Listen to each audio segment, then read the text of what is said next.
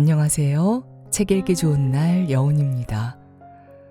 웃음과 유머는 의사소통에 정말 긍정적인 영향을 미칩니다. 먼저 웃음은 긴장을 완화시켜 대화를 편안하게 만들어줍니다. 또한 유머는 사람들 간의 공감대를 형성해 유대감을 강화합니다. 긍정적인 분위기를 조성하는 데도 큰 역할을 하는데요. 유머가 있는 대화는 더 즐겁고 개방적이게 만들어서 솔직한 소통을 가능하게 합니다. 그리고 창의성을 자극해 새로운 아이디어를 이끌어내기도 합니다. 결국 웃음과 유머는 사람들 간의 관계를 부드럽게 하고 갈등을 해소하는 데도 도움을 줍니다. 이런 이유로 인해 의사소통에서 웃음과 유머는 매우 중요한 요소입니다. 오늘 소개할 책은 웃어 넘기는 여유를 가져라. 말문이 막힐 때 나를 구하는 한마디입니다. 이 책은 순발력 있는 대화를 통해 남에게 휘둘리지 않고 갈등을 해소하며 난처한 상황을 극복하는 데 도움을 주는 책인데요. 웃음을 유발해 주변 사람들을 자기 편으로 끌어들이고 불쾌하거나 난감한 상황에 놓였을 때 유머를 통해 재치 있고 순발력 있게 대응하는 방법을 알려주고 있습니다. 이 책은 해야 할 말과 하지 말아야 할 말을 구분하지 못해 인간관계에 어려움을 겪는 사람들에게 적재적소에 어울리는 말들을 익힐 수 있도록 여러 상황에 어울리는 대화법을 알려주고 있습니다. 자, 그럼 지금부터 잠시 책 속으로 들어가 보겠습니다. 오늘도 책 읽기 좋은 날과 함께 좋은 시간 보내세요.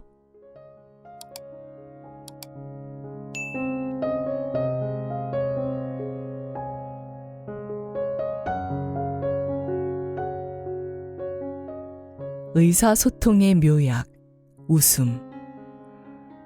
프레젠테이션을 하고 있는 앤의 바지 지퍼가 열려 있다. 그는 그 사실도 모른 채 화면을 가리키며 열심히 설명하고 있다. 이 매출액이면 만족할 만한 수준이라고 여겨지지만 아쉬운 점도 있습니다. 그때 엠이 제법 크게 헛기침을 하면서 눈살을 찌푸린다. MC, 무슨 하실 말씀이라도. 그가 대답한다. 그게 엠이 다시 헛기침을 한다. 네? 뭐라고요? 엠이 하는 수 없이 입을 연다. 남대문이 열렸는데요.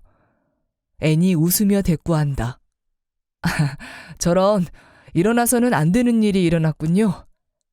그가 뒤돌아서 지퍼를 닫고는 다시 담담한 목소리로 묻는다. 그 밖에도 제가 즉석에서 해결해 드릴 수 있는 문제가 또 있습니까?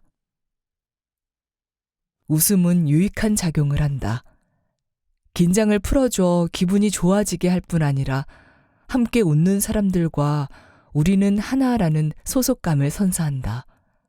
바로 웃음의 전염성 때문이다. 웃는 얼굴을 보고 있으면 나도 모르게 웃음이 나온다. 그러니 상대를 웃음 짓게 할 수 있다면 불쾌한 상황이나 힘든 상황도 쉽게 넘길 수 있을 것이다. 물론 웃음이라고 해서 밝고 환한 웃음만 있는 건 아니다. 음흉한 웃음, 억지로 웃는 웃음, 남이 잘못된 게 고소해서 웃는 웃음, 멍청한 웃음 등도 있다. 하지만 어떤 종류의 웃음도 순발력을 발휘하는 데 이용할 수 있다. 어떻게 그 웃음을 사용해야 할지 방법만 안다면 말이다. 몇 년 전부터 웃음에 관한 과학적 연구가 진행되었다. 특히 과학자들이 관심을 가진 부분은 웃음의 대상, 즉 무엇에 웃는지였다. 결과는 뜻밖이었다. 농담이나 재미있는 광경이 웃음의 원천이라는 일반적인 생각과 달리 사람들은 친구의 이름을 거론하는 지극히 평범한 말에도 웃음을 터뜨린다는 것이다.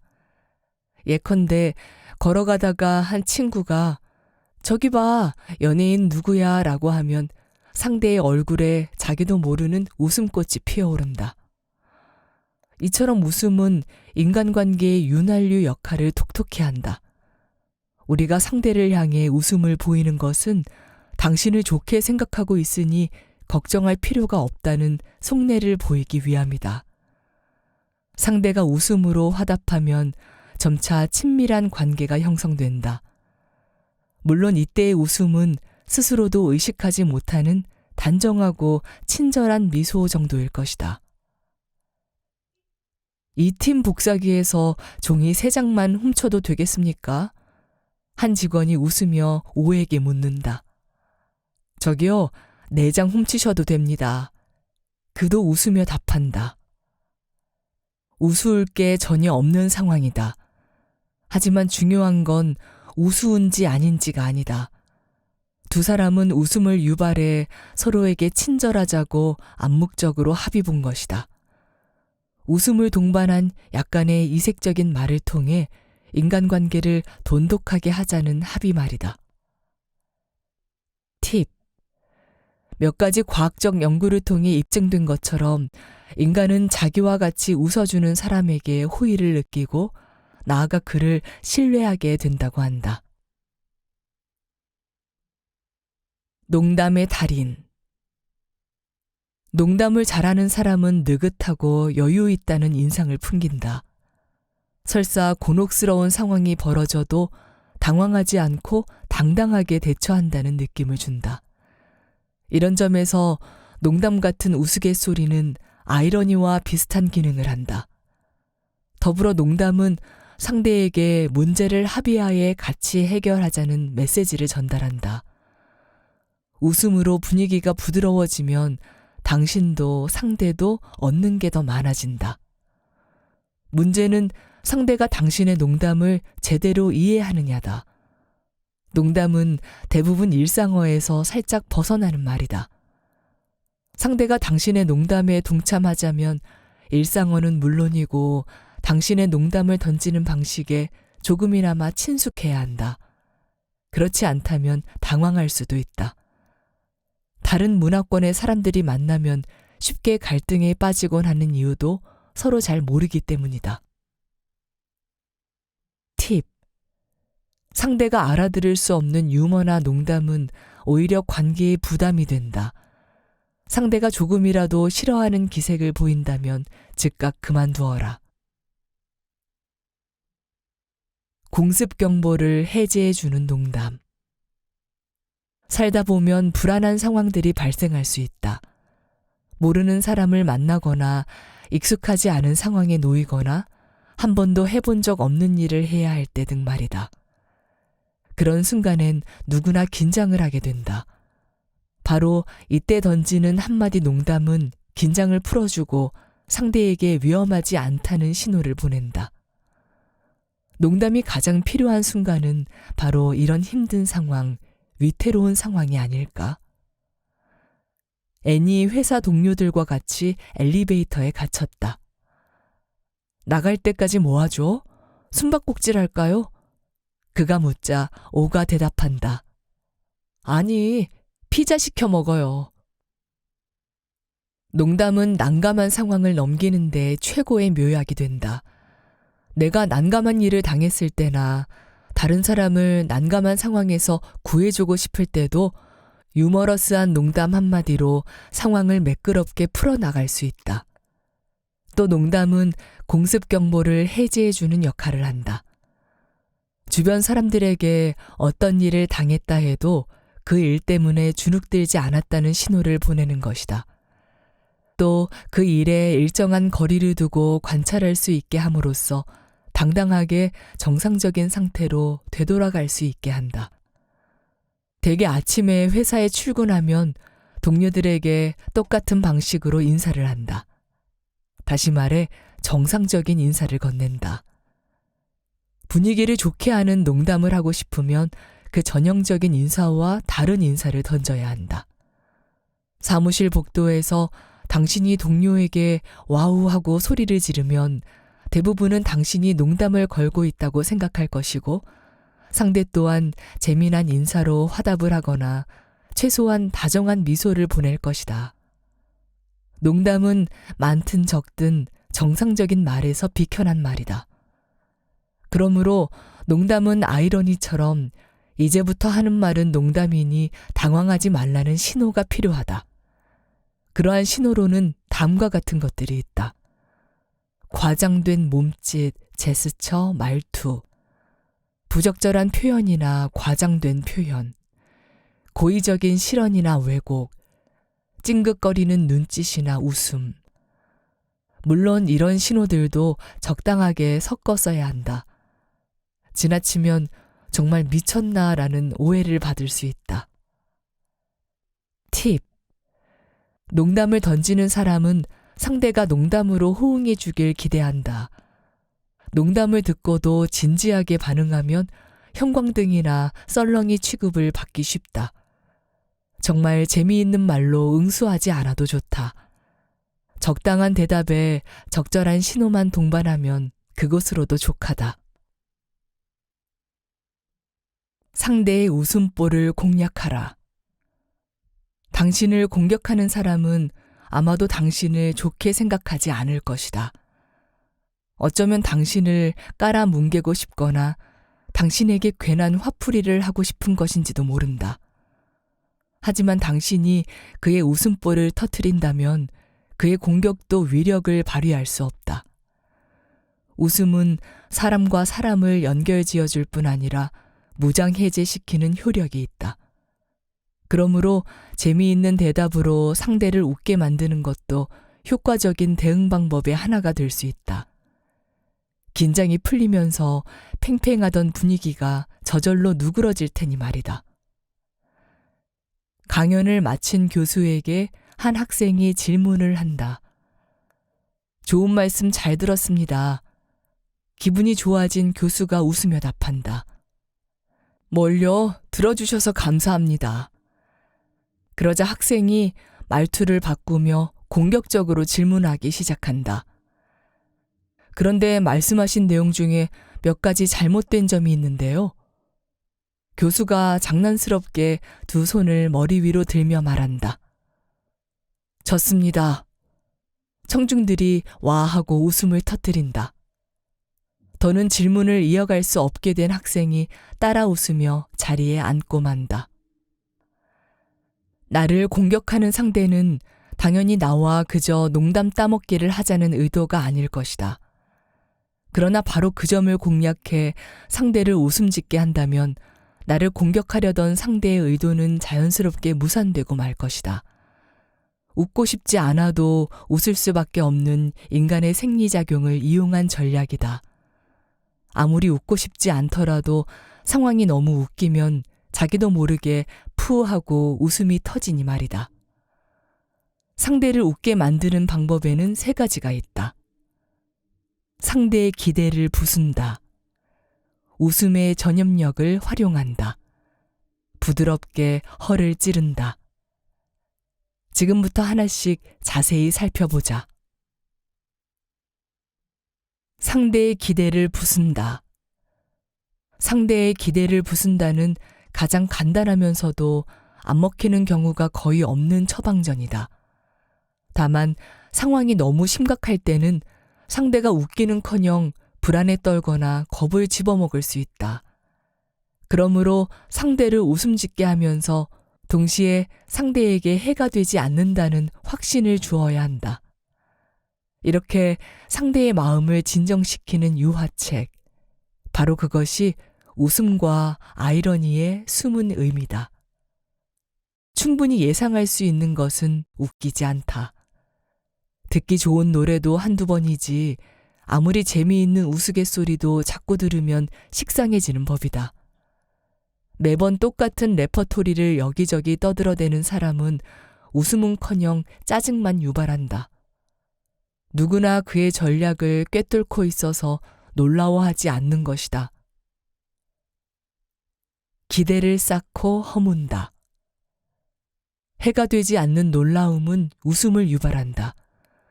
이는 누구나 타고나는 생물학적 프로그래밍이기에 누구도 피해갈 수 없는 인간의 본능이다. 이 같은 사실은 몇 년 전 실시된 몇 번의 실험을 통해서도 확인된 바 있다. 실험 과정은 아주 간단하다. 엿기 10개를 일렬로 세워둔다. 1번 엿기는 들었을 때 아주 가볍다. 2번은 1번보다 조금 더 무겁고 3번은 2번보다 조금 더 무겁다. 뒤로 갈수록 엿기의 무게가 점점 더 늘어나기 때문에 실험 참가자들은 10번째 엿기가 제일 무거울 것이라고 생각한다. 하지만 예상과 달리 10번째 엿기는 너무도 쉽게 쑥 올라간다. 알고 보니 10개 중에서 마지막 것이 제일 가벼운 것이다. 그 순간 실험 참가자들은 웃음을 터뜨린다. 이렇게 상대의 기대를 이용한 게임은 실패할 확률이 거의 없다. 특정 반응에 대한 상대의 기대가 견고할수록 그 기대를 무너뜨리기도 쉽다. 바로 앞에서 살펴본 교수 에피소드도 마찬가지다. 교수에게 질문하려던 학생은 교수가 자신의 질문에 반박하면서 나름의 논리를 전개할 것이라고 기대했다. 하지만 질문과 동시에 항복을 선언한 교수의 반응은 모두의 기대에서 벗어났고 청중은 자기도 모르게 웃음을 터뜨렸다. 물론 교수가 그런 유머로 무사히 상황을 모면했을지는 다른 문제다. 그러나 일단 웃음을 유발해 청중을 자기 편으로 만드는 데는 성공했다. 그 후 그가 학생이 지적하려던 문제점들을 하나하나 반박해 나갈 것인지 말 것인지는 전적으로 그의 자유다. 또 다른 상황을 살펴보자.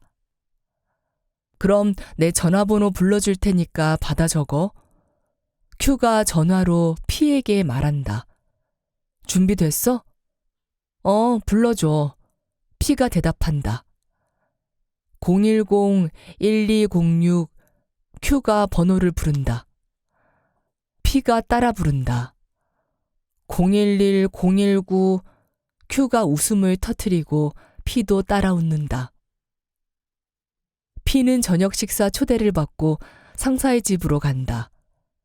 상사의 아내가 평소처럼 손님 접대를 시작한다. 마실 것 좀 드릴까요? P가 대답한다. 아니요, 이미 너무 많이 마셔서 정신이 혼미한데요. 상사의 아내가 웃음을 터뜨리며 고개를 가로젓는다. 그래도 말짱하신데요? P도 웃으며 말한다. 너무 걱정 마세요. 농담이었으니까요. 이처럼 예상 외의 반응은 상대를 놀라게 해 웃음을 유발하지만 과하면 상대에게 어처구니 없다는 느낌, 속았다는 느낌을 줄 수 있다. 그러면 상대는 웃음은커녕 불쾌한 표정을 지을 것이다. 바로 다음 상황처럼 말이다. 사무실 복도에서 마주친 한 동료가 Q에게 묻는다. Q씨, 지금 몇 시죠? Q가 걸음을 멈추고 팔을 들어 올려 시계를 쳐다보더니 고개를 끄덕이며 대답한다. 적시네요. 그러고는 얼른 달아나 버린다. 동료는 짜증이 나서 인상을 찌푸린다. 아무런 의미도 없는 헛소리를 듣고 웃음을 터뜨릴 사람은 별로 없을 것이다. 보통 상대의 웃음보를 공략하려면 상대의 기대와 화자의 말 사이에 연관성이 있어야 한다. 그러므로 농담을 할 때는 상대의 기대에서 과도하게 벗어나지 않도록 조심하라. 뒤에서 설명하겠지만 의도적으로 말도 안 되는 소리로 반격하는 맞습니다, 맞고요 기술은 예외다. 팁.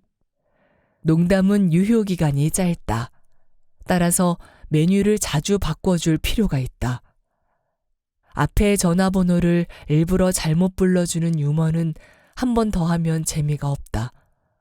또 비슷한 스타일의 농담을 너무 자주 하지도 마라. 실없는 사람으로 보일 위험이 있다. 부드럽게 허를 찌른다.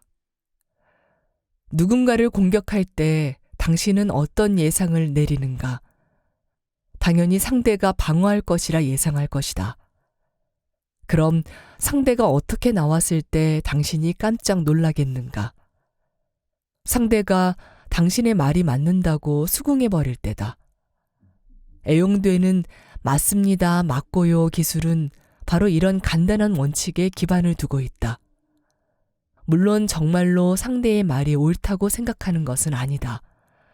그래서 왜 맞다고 하는지 그 이유를 상대에게 들려주는데 그것이 너무나 황당해 웃음을 유발하는 것이다. 아니면 상대의 공격을 당신이 몇 배 더 부풀려도 같은 효과를 낼 수 있다. 제이씨, 역시나 오늘도 많이 먹네. 동료가 놀리는 투로 말한다. 제이가 대답한다. 전 보통 식당에 들어가면 메뉴판을 통째로 시켜요. 이 방법의 특별한 장점은 당신을 유머 감각이 있고 자신감과 자존감이 넘치는 사람으로 보이게 한다는 것이다. 상대의 공격에 별로 화를 내는 것 같지도 않고 보복을 가하는 것 같지 않으면서도 할 말은 다 한다.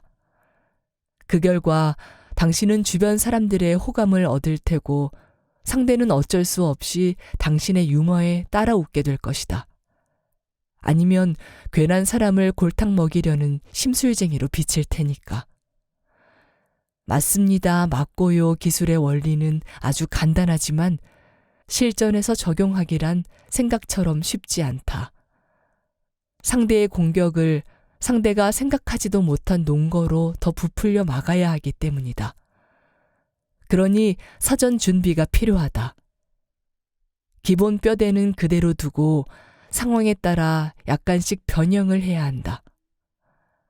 맞습니다. 맞고요 기술은 앞일을 어느 정도 예상할 수 있을 때에만 효과가 있다. 상대가 어떤 말로 나를 공격할 것인가, 나의 어떤 점이 상대의 공격 대상이 될 것인가, 상대의 비난 레퍼토리가 예상 가능한 수준이라면 대응도 크게 어렵지 않을 것이다. 비난의 대상은 항상 똑같다. 실제 약점이 아니라 헐뜯으려고 억지로 끄집어낸 약점이다. 외모.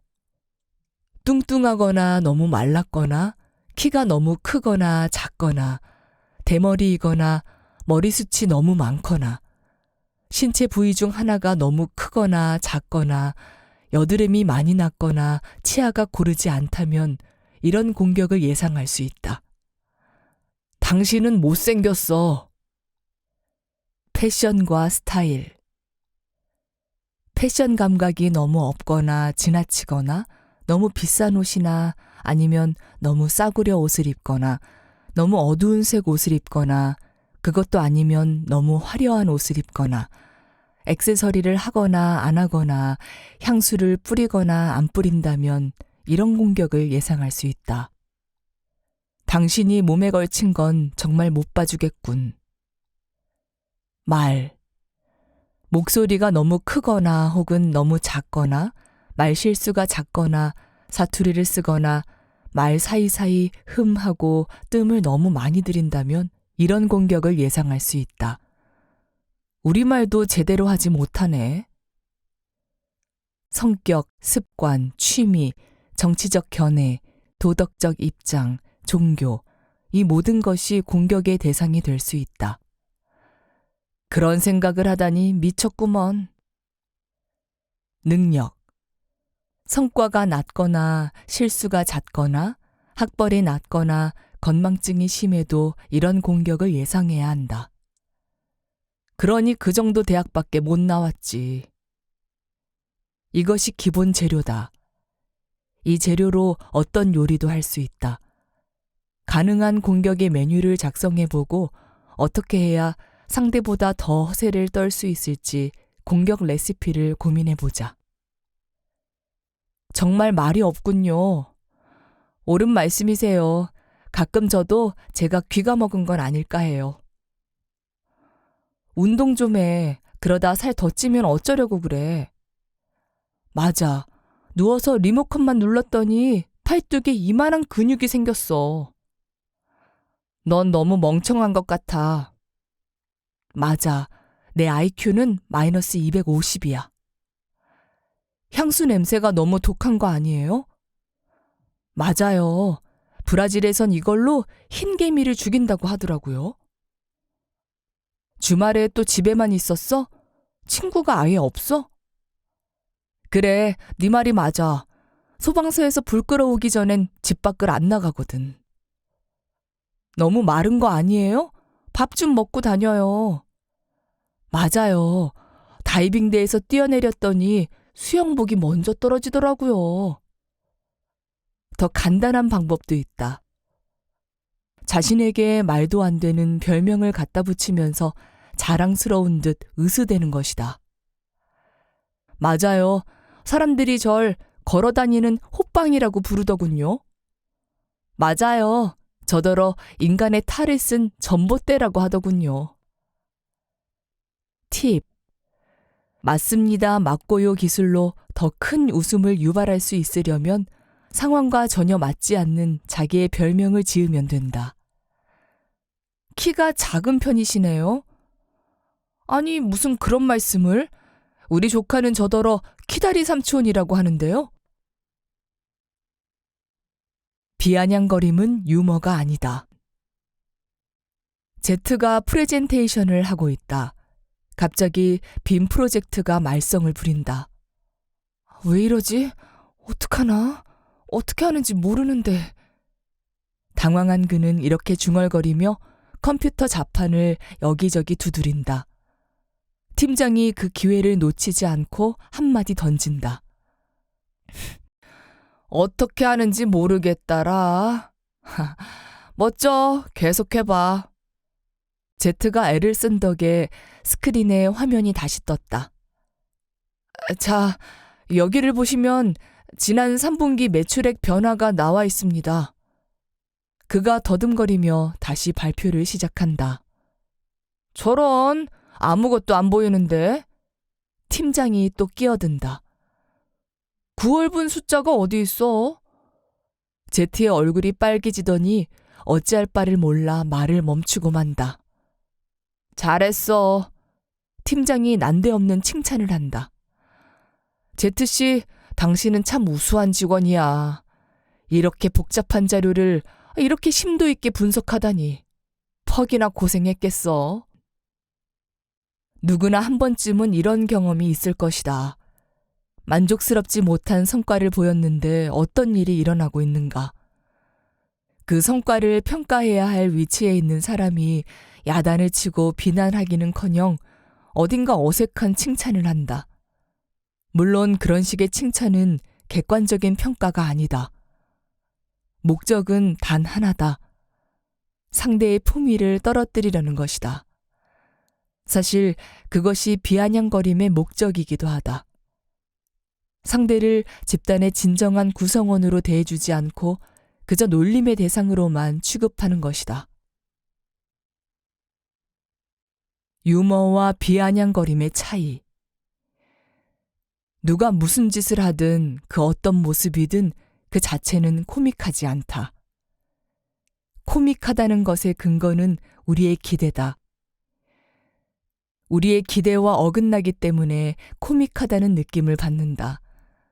따라서 누군가를 조롱하거나 무언가를 우스꽝스러운 것으로 만들려면 모순 혹은 대비가 필요하다. 한 중년이 있다. 이 자체는 코믹하지 않다. 하지만 그가 10대 옷차림을 하고 10대 말투와 행동을 따라한다면 금방 남들의 웃음거리가 될 것이다. 애늙은이처럼 행동하는 어린아이도 마찬가지다. 앞장면의 제트 역시 그 자체로는 코믹한 요소가 없다. 오히려 딱하다는 동정심을 유발한다. 하지만 팀장이 제트를 우수한 직원으로 격상시키자 코믹한 대비가 일어난다. 이렇게 기대와 실제가 두드러진 차이를 보일 때 비로소 우리는 코믹하다고 느끼며 웃음을 터뜨리게 된다. 웃음은 아주 중요한 기능을 한다. 먼저 사람들을 결합시킨다. 어떤 일에 대해 같이 웃는 사람들은 소속감을 느끼게 된다. 하지만 그와 동시에 동정심을 잃어버린다. 프랑스의 철학자 앙리 베르그송은 동정심을 잃게 만드는 웃음의 기능을 심장의 마취라 부르기도 했다.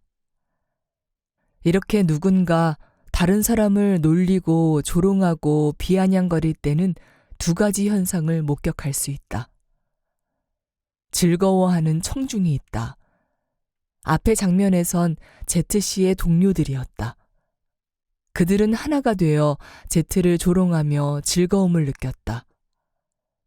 즐거워하는 청중은 약자에게 동정심을 느끼지 못한다. 아무도 제트를 도와주려고 하지 않는다. 바로 이것이 비아냥거림의 목적이다. 약자의 인격을 모독하는 것. 제트가 팀 회의에서 보고를 한다. 동료들이 무료한 표정으로 듣고 있다. 지난 3분기 매출액 변화입니다. 제트가 건조한 목소리로 설명을 하고 있다. 팀장이 갑자기 끼어든다. 아니, 이럴 수가. 이런 충격적인 소식을 전하다니. 동료들이 희죽거리며 웃는다. 또 있으면 얼른 말해주게. 너무 졸리잖아. 비아냥거림의 또 다른 특징은 정상적인 것, 눈에 띄지 않는 것, 평범한 것을 아주 대단한 것으로 부풀리는 것이다. 실제로는 아무것도 아니다. 우습지도 않다. 그런데 그 아무것도 아닌 것을 대단한 것처럼 부풀려서 우스꽝스럽게 만들어버린다. 바로 앞의 예에서는 한 건실한 부하 직원을 충격적 소식을 전하는 사신으로 만들어 웃음거리로 삼았다. 팁. 비아냥거림은 유머가 아니다. 상대를 해치려는 나쁜 목적을 위한 수단일 뿐이다. 무조건 참기만 할 일이 아니다. 5단계 방어 전략. 비아냥거림은 개인의 존엄성을 위협하는 비열한 행위다. 따라서 누군가 당신을 비아냥대거나 조롱한다면 무조건 참지 말고 역공을 가해야 한다. 그런데 비아냥거림은 유머와 헷갈리기 쉬워서 대놓고 항의할 수 없는 경우가 많다. 누군가 당신을 모욕하면 항의하며 사과를 요구할 수 있다. 이렇게 말이다. 방금 저한테 무능력하고 머리 빈 놈이라고 하셨습니까? 너무 심한 말 아닙니까? 당장 취소하고 사과하세요. 하지만 누군가 당신을 조롱할 때는 심각한 얼굴로 당장 사과하라고 요구할 수 없다. 그랬다간 오히려 너무 과민 반응이라느니 유머가 없다느니 하는 비난을 받기 쉽다. 그렇다면 조롱과 비아냥거림에는 어떻게 대처해야 할까? 당연히 항상 같은 방법으로 대처할 수는 없다. 너무나 다양한 변주가 가능하니 말이다. 여기서는 5단계의 대응책을 소개할 것이다. 상대의 비아냥거림의 수위에 따라 융통성 있게 활용하라. 1단계. 같이 논다. 상대의 아이러니한 말투를 따라한다. 2단계.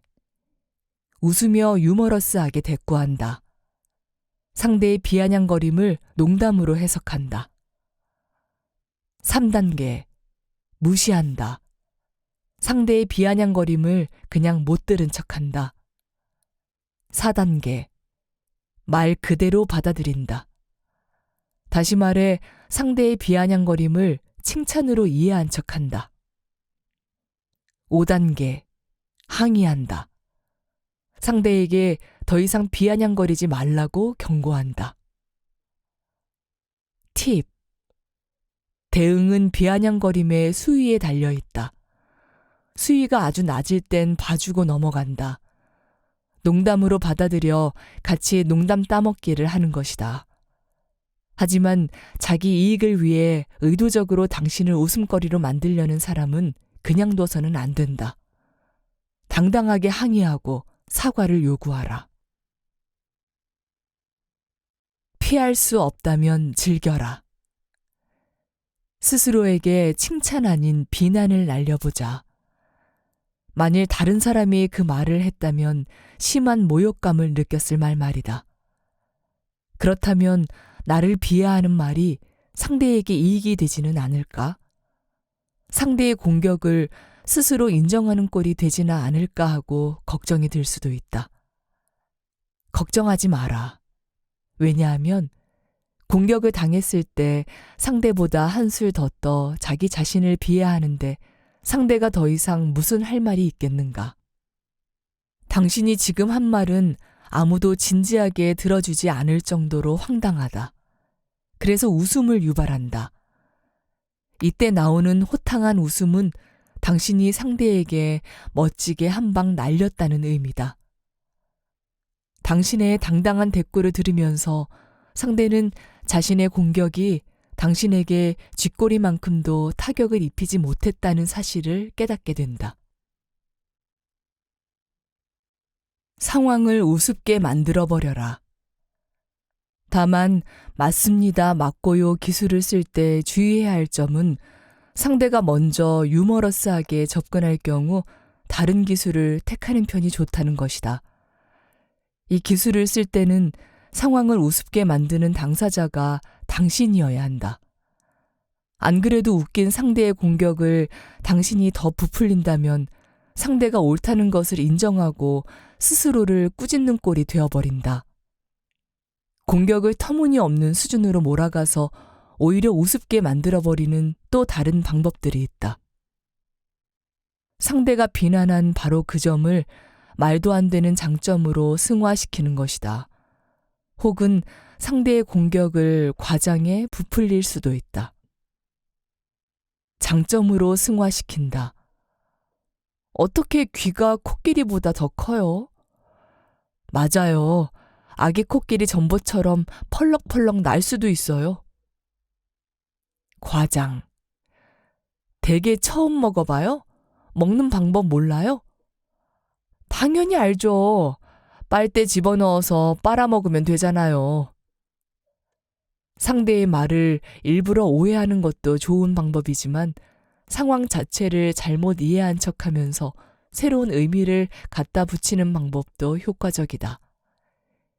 가장 대표적인 방법이 상대의 공격을 긍정적으로 혹은 중립적으로 해석해버리는 것이다.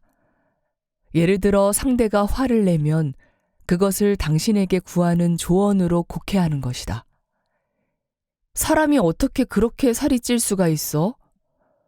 육아 디저트를 열심히 먹고 있는 T에게 말한다. 그는 이렇게 대답한다. 아주 쉬워요. 유씨처럼 까탈스럽게 굴지 않고 주는 대로 잘 먹으면 되지요. 누군가 당신의 옷이 한심하다는 투로 말한다면 상대가 당신의 옷을 탐내고 있다는 식으로 해석해 너무 마음에 드는 옷이라서 팔고 싶지 않다라고 대답해보라. 마음 내키는 대로 행동하라. 유머러스한 사람임을 자처해 공격을 한 상대까지 포함해 다른 사람들을 웃겨보는 것은 어떨까? 상대의 공격이 상처가 되기는커녕 한판 신나게 놀 자리를 깔아준 것처럼 말이다. 광대가 되어 내키는 대로 행동해보자. 상대의 말은 듣고 싶은 대로 듣고 특이한 행동도 서슴지 않고 마음대로 행동하는 것이다. 보통 사람들이 정상적이라고 생각하는 말과 행동에서 무조건 비켜나라. 거스를 수 있는 자유, 광대의 자유를 마음껏 누려보라. 광대는 천하무적이다. 어떤 공격도 명중시키지 못한다. 공격을 놀이로, 재미로 생각하는 사람에게 공격이 무슨 효과가 있겠는가? 상대는 저절로 공격을 접고 물러갈 것이다. 왜 별것 아닌 것에 분노할까? 분노는 축적된 에너지다. 설사 부정적인 것이 아니었더라도 현실에서는 부정적인 작용을 하는 경우가 대부분이다. 화가 나면 이성을 잃어버리기 때문에 말 그대로 제정신이 아니기 때문이다. 화가 나면 우리는 이성적으로 행동하지 못하고 그 분노에게 끌려다닌다. 우리가 화를 끌고 다니는 게 아니라 화가 우리를 끌고 다니는 것이다. 하지만 이 정도로 자제력을 잃으려면 몇 단계를 거쳐야 한다. 일단 보통 수준 이상으로 너무너무 화가 나야 한다. 대부분은 일이 계획대로 되지 않거나 누가 고의로 발을 걸어 이를 방해하는 바람에 희망이나 기대가 무너졌을 때 불같이 화를 내게 된다. 그리고 그 화에 어찌할 바를 모르겠다는 속수무책의 심정이 합쳐지고 이 감정이 내면의 에너지와 결합하면 마침내 분노가 솟구쳐 오르게 된다. 분노의 대상. 분노로 가득 찬 상태에서는 그것을 터뜨릴 대상이 있어야 한다. 즉, 분노는 무언가 혹은 누군가를 향하게 되어 있다. 생각해보면 예전부터 조금씩 쌓여온 화가 별것 아닌 것 때문에 폭발할 때도 있지 않은가. 그러면 그 사건과 관련된 당사자는 딱히 잘못하지 않았는데도 분노의 표적이 되어버릴 수 있다. 물론 그 사람이 실수했거나 무심했거나 상황에 맞지 않게 행동했을 수도 있다. 비유하자면 그 사람은 물이 가득 찬 물통에 물을 넘치게 만든 것이다. 이미 물로 가득 찬 물통은 한 방울의 물만 더해져도 금방 넘치는 법이다. 한편 분노는 권력과 무력의 동시 신호다. 화를 내는 사람이 주도권을 장악해 속수무책인 상대에게 분노를 터뜨리니 그야말로 권력이라 할 만하다.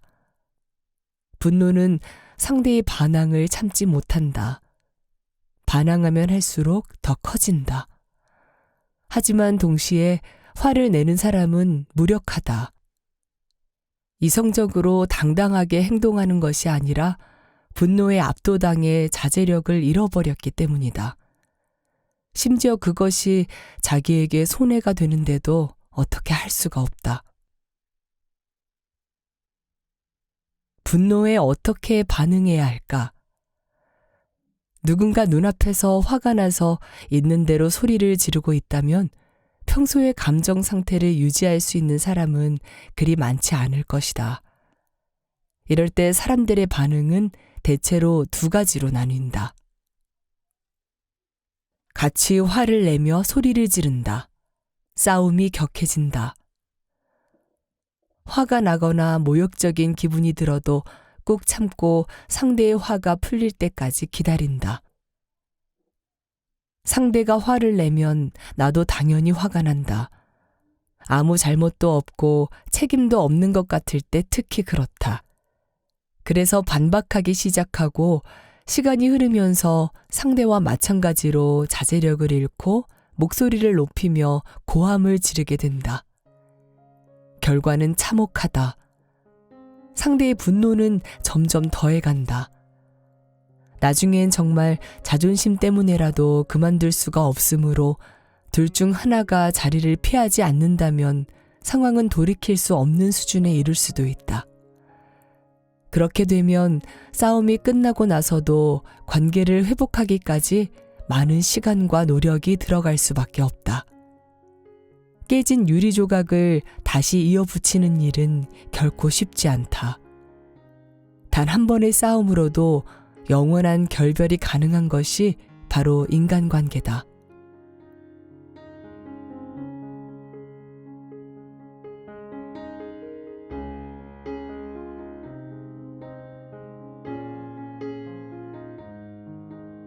책 읽기 좋은 날 오늘은 여기까지입니다.